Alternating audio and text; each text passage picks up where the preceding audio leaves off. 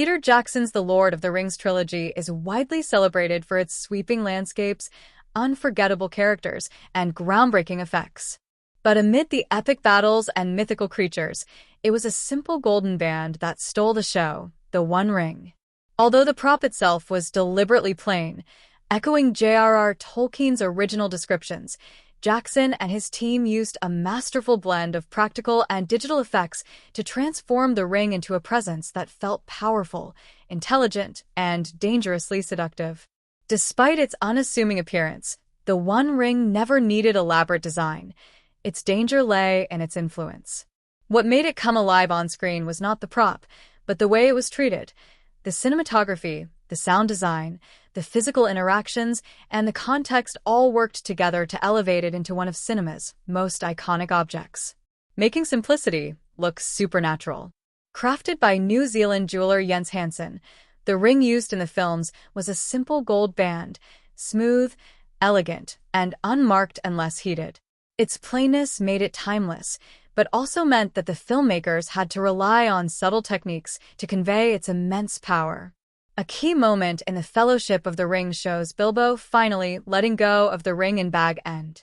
Instead of bouncing or clinking lightly, the ring lands with a loud, unnerving thud, as though it weighed far more than gold should.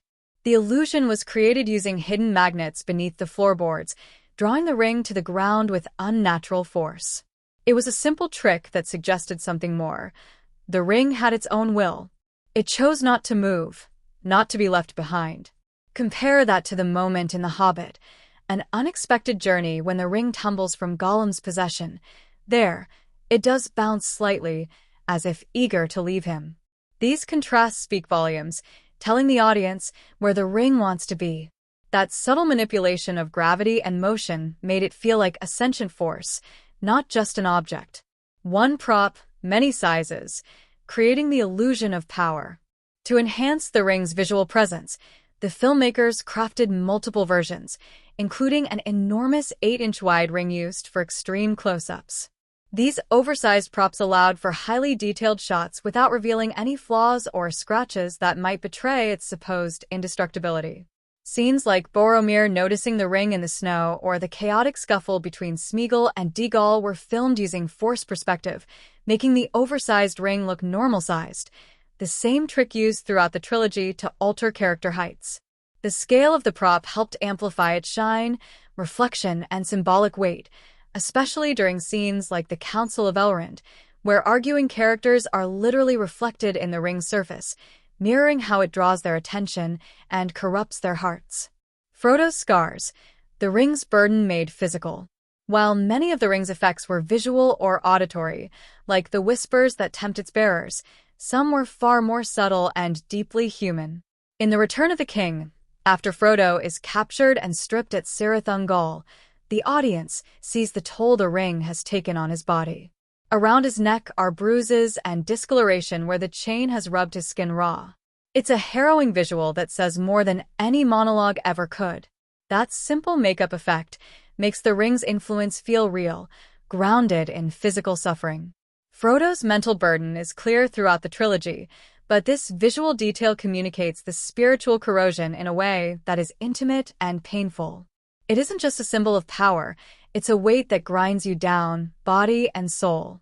Even in death, the ring resisted. Perhaps the most striking symbolic effect comes at the very end, when Gollum falls into Mount Doom clutching his precious. While Gollum is immediately consumed by the lava, the ring floats, refusing to die.